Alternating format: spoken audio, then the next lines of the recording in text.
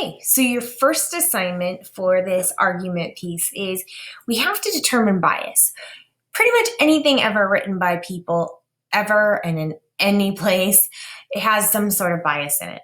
Bias is just when you can tell how the author truly feels about the subject at hand, and they often get that through with their word choice or through the tone that they set, and you often walk away feeling like you know exactly what the author was trying to say.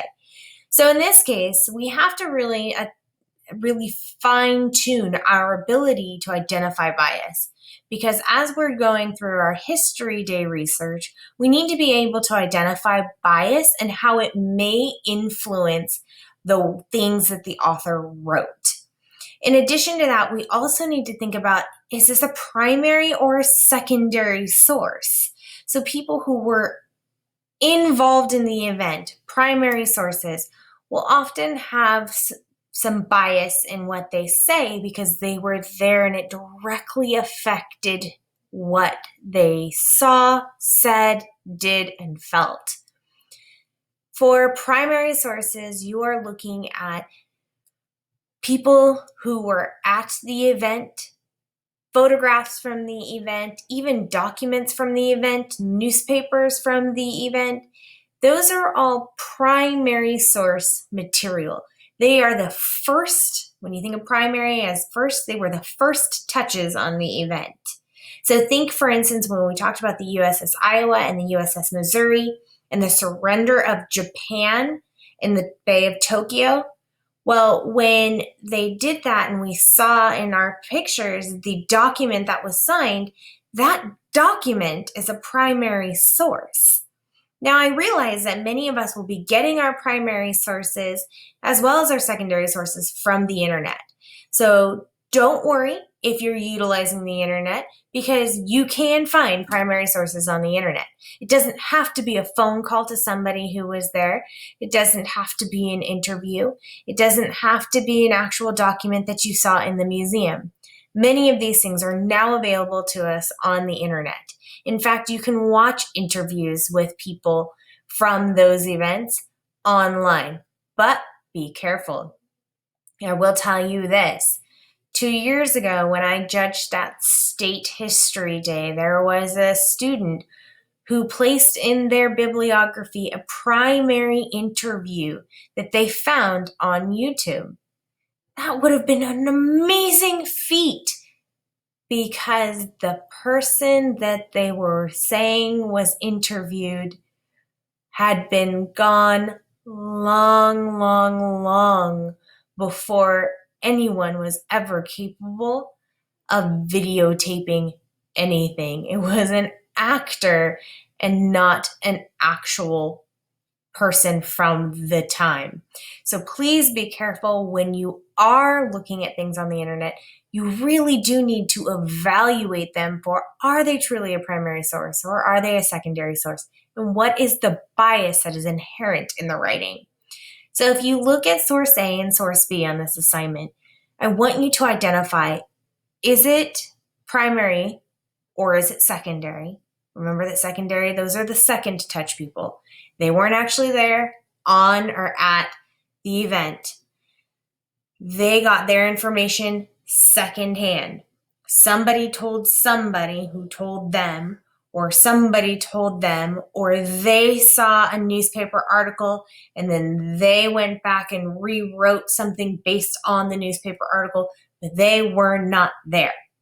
So, is source A primary or secondary? Is source B primary or secondary?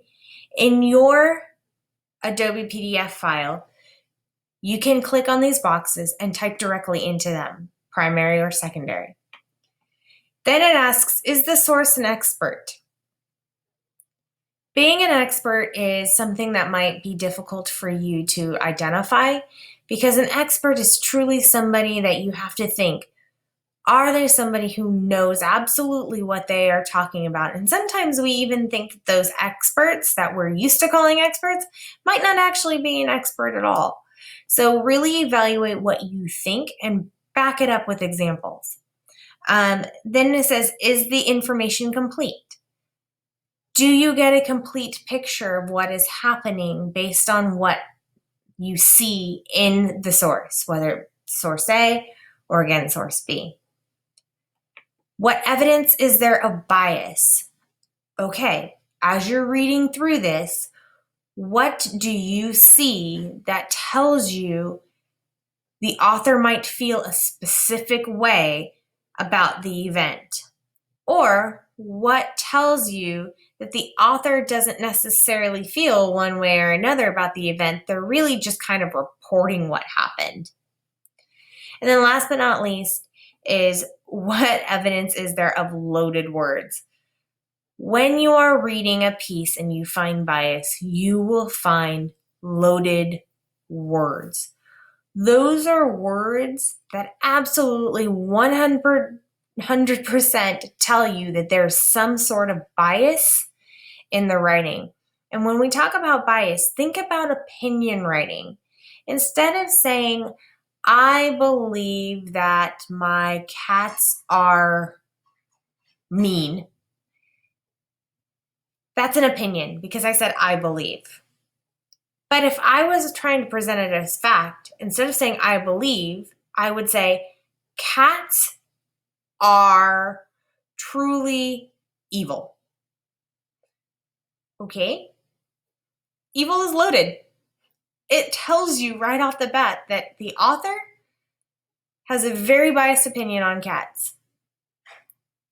I can't honestly tell you I think they're evil. I do have quite a few of them. But again, there's the example for you. What words in there make you stop and go, oh, this author has an agenda? That is going to be your task. That's your argument task.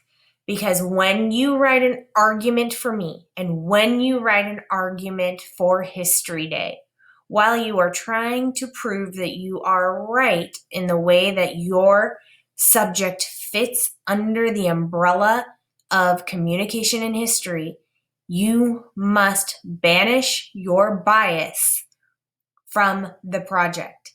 It needs to be based on statistics, on fact, on photograph, on primary information, on everything that we will talk about.